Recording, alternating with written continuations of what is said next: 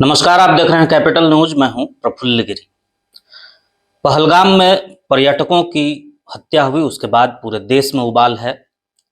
भारत और पाकिस्तान को लेकर तनाव की स्थिति बनी हुई है और इस पूरे मुद्दे पर हम बात करने के लिए आज आए हैं सड़क सुरक्षा परिषद के सदस्य रविंद्र तिवारी जी के पास। आपका कैपिटल न्यूज पर स्वागत है जी। नमस्कार। आपका भी। अभी वर्तमान में जो हालात बने हुए हैं पूरे देश में, पलामू भी इससे अछूता नहीं है। लगातार विरोध प्रदर्शन हो रहा है, लोग आक्रोश जता रहे हैं। लेकिन ये जो घटना हुई, इसे सबसे पहले आप कैसे देख रहे हैं? क्या आतंकियों की ये वापसी है या क्या कुछ है? आप इसे कैसे देख पा रहे हैं? देखिए, सबसे पहले तो मैं आपको बधाई देता हूँ, धन्यवाद करता हूँ कि राष्ट्रीय मुद्दे को कम से कम अपने फलक पर लाने का आपने कोशिश किया और बहुत ही महत्वपूर्ण विषय आपने रखा है। मैंने अभी तक कम से कम इधर चैनलों पर इस विषय पर वाद विवाद देखा नहीं, लेकिन असर कितना बड़ा है ये आप देख सकते हैं कि जब वक्फ का कानून आया तो उसके विरोध में एक समुदाय विशेष, यानी हम मुस्लिम समुदाय कहें तो कोई अतिशयोक्ति नहीं होगी, कितनी भीड़ थी। कोई ये नहीं बताने को तैयार था, न पूछने को तैयार था कि भैया वक्फ कब से धार्मिक संस्था हो गया, किस बात का विरोध कर रहे हो। अनेकों ऐसे घटना हमारे आपके अगल बगल में है जिसका कोई जमीनी आधार नहीं है, लेकिन इन लोगों ने अवैध रूप से कब्जा करके रखे हुए हैं और उस पर एक वहाँ हुआ करता है और प्रशासन भी वहां पर समझौता कर लेता है, सरेंडर कर देता है। तो जो अभी की जो घटना है, इसमें ऐसी घटनाएं तो 90 से लेकर के अगर 88 से आप अगर इतिहास को देखें तो 2014 तक तो रोज होती थी, इसलिए इस पर किसी को कोई ध्यान नहीं होता था। आज इसलिए ये चर्चा का विषय हुआ कि मोदी जी के आने के बाद जम्मू कश्मीर में कंप्लीटली शांति हो गई थी। लोग ये मान लिए थे कि जम्मू कश्मीर बाकी देश के अन्य हिस्सों की तरह वहां भी काफी पीसफुल हो गया है। और जहां तक ये बात जो लोग बहुत सा रिमर भी उड़ा रहा है कि भाई धर्म पूछ के नहीं मारा है, फलाना नहीं मारा है, ढिकाना नहीं मारा है, या धर्म पूछ के मारा है, तो धर्म पूछ के आज मारा है तो बात नहीं है। धर्म के आधार पर भी वो लोग हत्या करता ही है। विषय आज बना ये बात है। नहीं तो मैं आपको एक घटना बताऊं, मेरे साथ की घटना है। मैं जब शुरुआत में ग्रेजुएशन करने के बाद पलामू में बिजनेस करना शुरू किया तो मेरा स्पोर्ट्स का बिजनेस था और उस समय हम लोग क्रिकेट बैट लेने बारामूला कश्मीर जाते थे, क्योंकि वहां से सस्ता पड़ता है और वहीं के लकड़ी से बनता है। तो जब हम बारामूला जाते थे, वहां हैंडल लगा करके बैठ देता था और लेकर बस से हम लोग आते थे। मेरे सामने की बात है, मैं उसमें चश्मदीद हूं, मैं फंसा हुआ हूं। बस वाले को रोका, थोड़ा सा फोर्स का इधर उधर हुआ, 5 मिनट के अंदर में लोग रोका, सीधा गोली मारता था और बाकी लोगों को एक साइड में खड़ा करता था। 14वां नंबर में हम थे। संजोग से 6 लोगों के साथ ये मामला हो चुकी थी और फोर्स का सायरन आया। उसके बाद लोग तुरंत जंगल में नीचे से घाटी में भाग गया और फिर हम लोग को पहुंचाया गया। तो ये आज कोई हिंदू पूछ करके मारा है ऐसा नहीं है, लेकिन ये तो हमेशा से मारता का है। ही हाथ है। आप ये आतंकी आप कहिए, मुस्लिम इस्लामिक जो जिहाद का इनका है कंसेप्ट, उसमें तो स्पष्ट बोलता है भाई। अब सोचने वाला मत सोचे, मानने वाला मत माने, वो अनराइल है। देखिए, पहले के कालखंडों में जिसको हम देव दानव बोलते थे, जिसको हम रक्ष मानव बोलते हैं, राक्षस और मनुष्य का प्रवृत्ति, ये प्रवृत्ति है। जम्मू कश्मीर में ये ऐसा थोड़ी बात है। ठीक है कि वहां है, बंगाल में है, ये ज्यादा बन रहा है, लेकिन जहां भी ये बहुमत में हो जाते हैं, जहां भी ये संख्या में हो जाते हैं, इनका स्वरूप, इनका चरित्र, इनका व्यवहार आपको यही बताएगा। मुंह से भले कुछ बोले, इसलिए ये किसी को भ्रम नहीं होना चाहिए। सरकार का जो स्टैंड है सिंधु जल समझौते को लेकर 3 चरणों में बनाया गया है कि उस पर निर्णय लिया जाएगा, या फिर सेना को, तीनों सेना को छूट दी गई है कि आप जैसे चाहें वैसे हमला का रणनीति तैयार कर सकते हैं। सरकार, केंद्र सरकार के इस फैसले से आप कितना सहमत हैं? देखिए, यह भी बहुत महत्वपूर्ण विषय है। अगर एक लाइन में हम लोग बात करें तो भारतवर्ष के लिए पाकिस्तान कोई बहुत बड़ा इशू नहीं है। फाइटिंग अगर करना है तो 24 घंटा का ही विषय नहीं है, 2, 4, 6, 10 घंटे के अंदर में मामला निपट जाएगा। क्योंकि गिलगिट से लेकर के जितनी भी मामले हैं वो खुद इतने उलझे हुए हैं कि भारत सरकार को खुद बहुत युद्ध करने की जरूरत भी नहीं है। बहुत सा मामला पिछले दरवाजे से ही निपट जाएगा या निपट भी रहा है, ऐसा भी नहीं है। लेकिन हाल के दिनों में ये कहना, तो ये जो हुआ अभी जो मोदी जी ने किया, तो उसमें सबसे बड़ा जो निर्णय है वह मान के चलिए सिंधु जल समझौते को स्थगित करना। तो सिंधु जल समझौता करना ही नेहरू की सबसे बड़ी भूल थी। दो भूल सबसे बड़ी है देश के इतिहास में नेहरू का। नंबर एक कि धर्म के आधार पर भारत पाकिस्तान का विभाजन करने के बाद भी यहीं पर मुसलमानों को विशेषाधिकार देकर के दामाद बना लेना। नंबर दो, युद्ध जीतने के बाद भी उसकी शर्तों के अनुसार समझौता करना। आप पता नहीं उनकी क्या मजबूरी थी। सिंधु जल में 80% पाकिस्तान को देना, कहां तक बुद्धिमानी है। तो मौका मिला, मोदी ऐसा कूटनीतिक नेता रहा, उसने कहा कि भैया समझौता क्या होता है, दो पक्षों की सहमति से जो बातें तय हुई समझौता है, आज हम इससे अलग हटते हैं, आप अपना समझो। अब कोई कह सकता है कि तुम नदी के पानी क्या कर लेगा कोई, लेकिन आपको ध्यान में होगा कि अटल जी के समय ही नदी जोड़ो परियोजना शुरू हुई थी और उस पर काफी हद तक काम हो चुका है।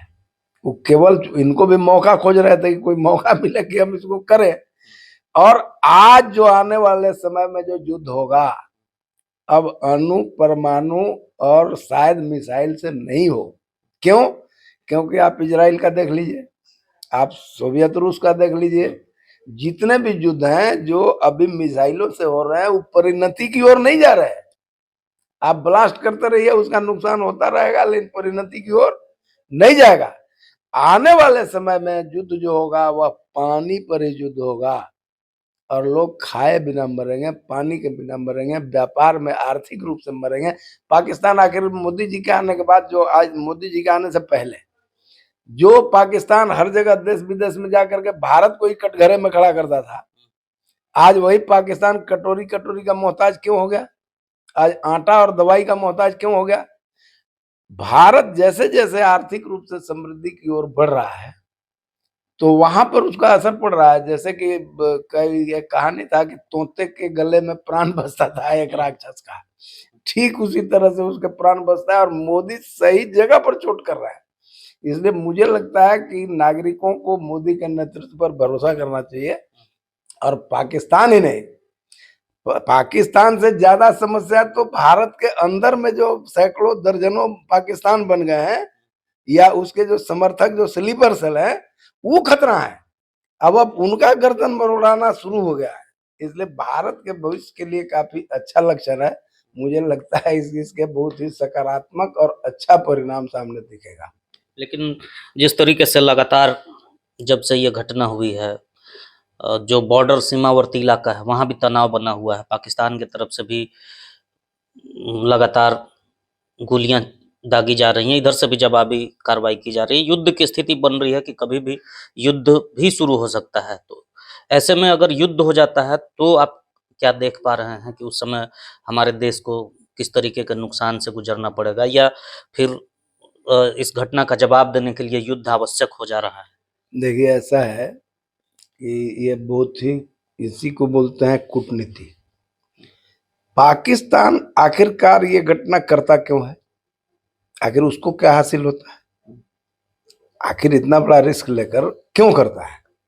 उसे पता है कि भारत तेजी से आर्थिक समृद्धि की ओर बढ़ रहा है और पाकिस्तान अपने आप में कुछ नहीं है। उसके पीछे ताकत चाइना का होता है, उसका गुरु चाइना है। चाइना जिस तरह से उसको गाइड करता है वो चलता है।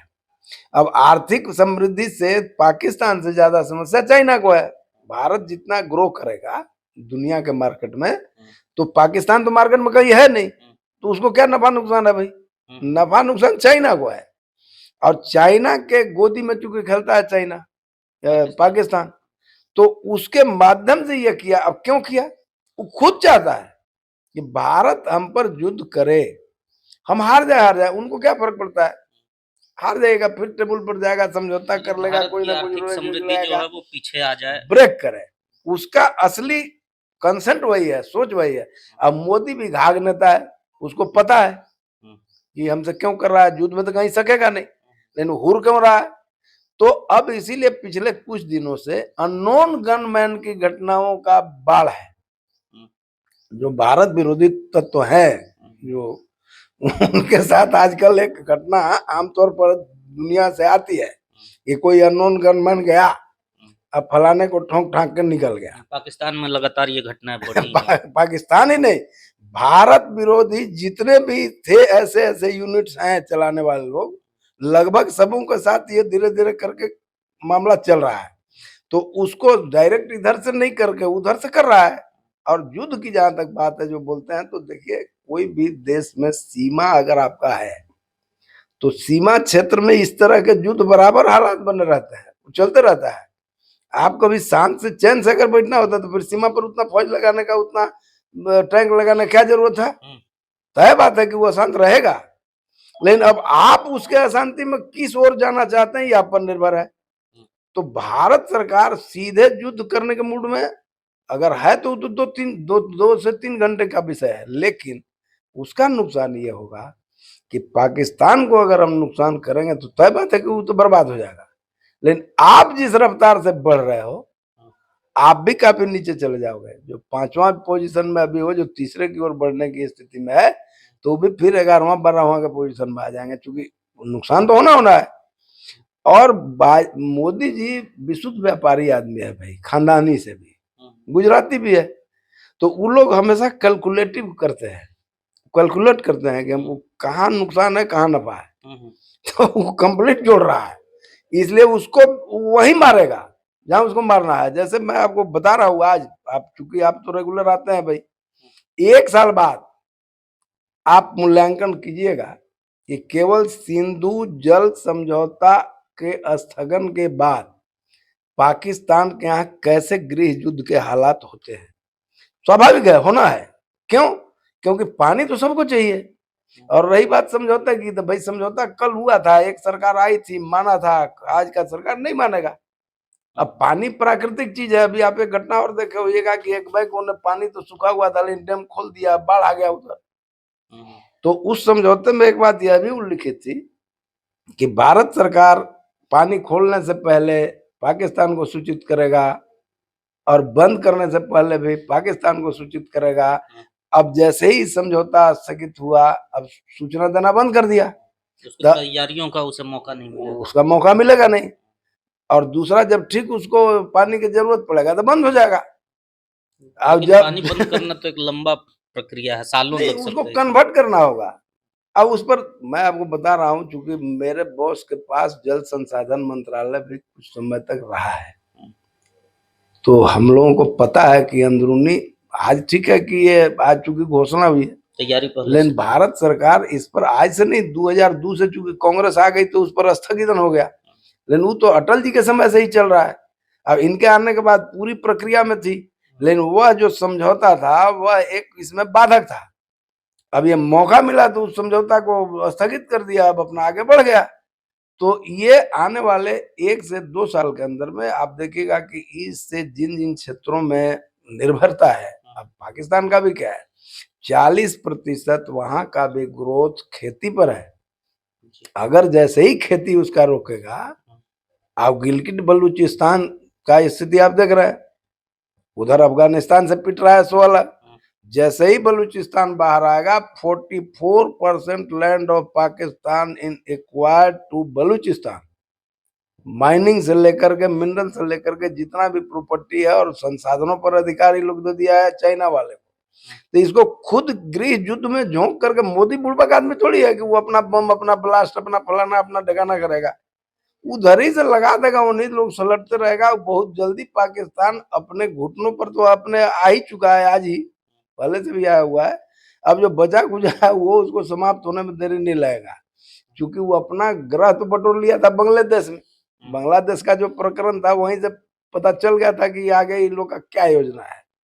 इसलिए नेशनल सिक्योरिटी के इशू पर बहुत सी बातों को कहना भी ठीक नहीं है, लेकिन जो दिखता है उस पर हम लोगों को देखना चाहिए। और सरकार वाकई में बहुत मजबूती से, पहली बार देश के नागरिकों को इस बात का गर्व है कि अभी तक 70 वर्षों में इन कांग्रेसियों ने देश को भूखा, नंगा, गरीब, दरिद्र, कमजोर और हमेशा से यूनाइटेड नेशन में जाकर समझौता के लिए बाद, अब ऐसा कौन देश होगा कि सेना हमारा युद्ध जीता है, अब हम जाकर यूनाइटेड नेशन में कंप्रोमाइज कर रहे हैं, वो अपना जीता हुआ जमीनों दे रहे हैं। 71 में जो बांग्लादेश के युद्ध के बाद इंदिरा गांधी को आज भी लोग लौह महिला कहता है, उसका अपराध को दुनिया और इतिहास कैसे माफ करेगा भारत का? 95,000 पाकिस्तानी सैनिकों को छोड़ दिए, लेकिन अपने जो सैनिक वहां पर गिरफ्तार थे उनके बारे में आज तक कहीं कुछ बात नहीं हुई। जीता हुआ सारा का सारा छोड़ दिए। और मोदी में ये बात नहीं है, मोदी तो अभी भी जो था उसको ले रहा है, और जिस तरह से इनको पहनाए हुए जो है वो बिना लिए हुए छोड़ेगा नहीं। तो ये बदलाव जो है देश के लिए बहुत बड़ी चीज है, और इसके बहुत ही सकारात्मक फलाफल निकलेंगे। तो आपने सुना, हमारे साथ सड़क सुरक्षा परिषद के सदस्य रविंद्र तिवारी जी थे, जो राष्ट्रीय स्तर पर अपनी राजनीतिक समझ रखते हैं और लगातार हम इनसे चर्चा करते हैं कई मुद्दों पर। अभी भी आपने सुना कि इन्होंने बताया कि स्पष्ट रूप से जिस तरीके से हमारा देश आगे बढ़ रहा है, और ऐसी परिस्थिति में ये विदेशियों की, खासकर चीन की ये साजिश है कि युद्ध हो, और उस युद्ध के वो परिणाम आएंगे जब हमारा देश का विकास अवरुद्ध होगा। तो कुल मिलाकर इनकी बातों को आपने सुना, और जिस तरीके से अभी वर्तमान सरकार की कार्यशैली है उससे ये काफ़ी सहमत हैं। हम और लोगों से भी मिलेंगे और उनकी प्रतिक्रियाओं से भी आपको अवगत कराएंगे। आप देखते रहिए कैपिटल न्यूज।